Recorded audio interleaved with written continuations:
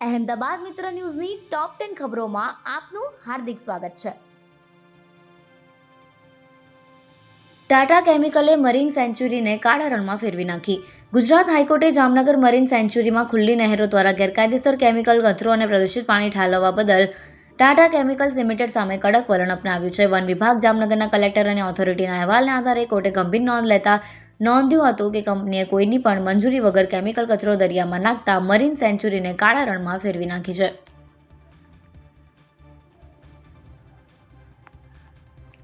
મકરબામાં Rapido એપથી cab booking કરીને 5 લાખની લૂંટ કરી.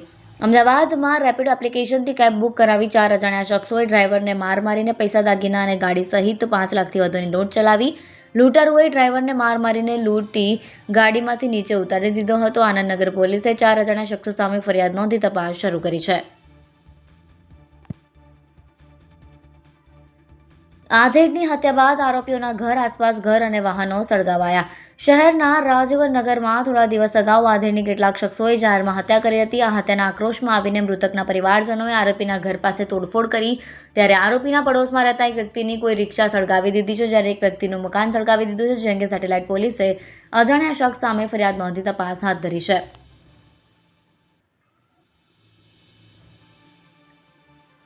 છેલ્લા 4 વર્ષથી છેતરપિંડીના ગુનામાં નાસ્તો ફરતો આરોપી ઝડપાયો.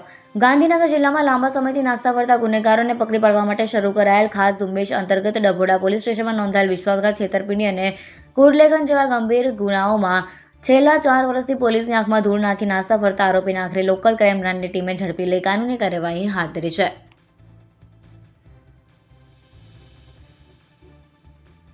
અમદાવાદમાં કુખ્યાત આરોપીના પગમાં પીઆઈએ ગોળી મારી.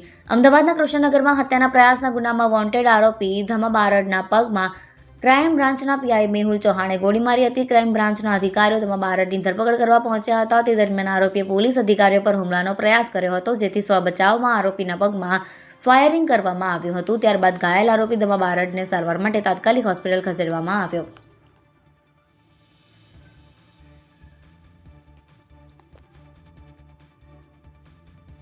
ભાજપના નેતાઓના બોલિવૂડ સોંગ પર લટકા ઝટકા.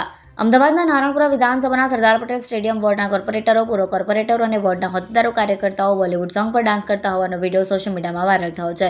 સ્થાનિક સ્વરાજ્યની ચૂંટણીમાં કાર્યકર્તાઓ દ્વારા કરવામાં આવેલી કામગીરીને બિરદાવવા માટે કાર્યકર્તા ઋણ સ્વીકાર સંમેલનનું આયોજન કરવામાં આવ્યું હતું.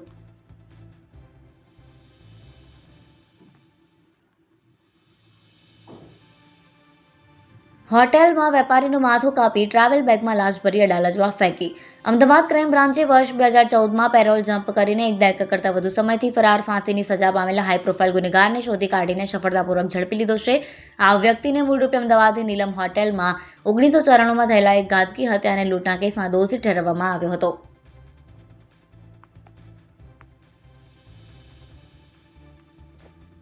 અમદાવાદમાં છાશવાલાના કાજુ અંજીર મિલ્કશેકમાંથી જીવજંતુ નીકળ્યું.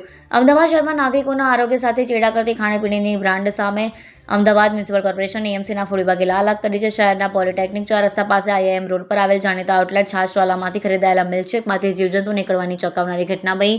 આ મામલે એએમસીના ફૂડ વિભાગે ત્વરિત કાર્યવાહી કરી ₹25,000ની પેનલ્ટી ફટકારી છે, તેમજ પ્રોડક્શન યુનિટ સામે તપાસના આદેશ પણ આપ્યા છે.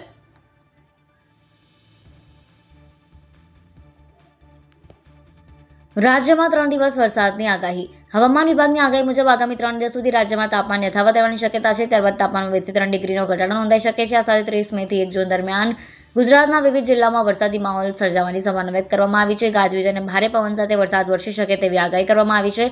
બીજી તરફ વહેલી સવારથી અરવલ્લી અને બનાસકાંઠા જિલ્લાના વાતાવરણમાં અચાનક પલટો જોવા મળ્યો છે.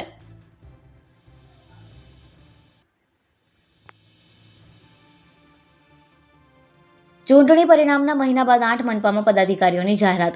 ચૂંટણી પરિણામના લગભગ 1 મહિના બાદ જેની કાગડોળે રાહ જોવાતી હતી તે મનપાના પદાધિકારીઓની વરણી કરી દેવામાં આવી છે.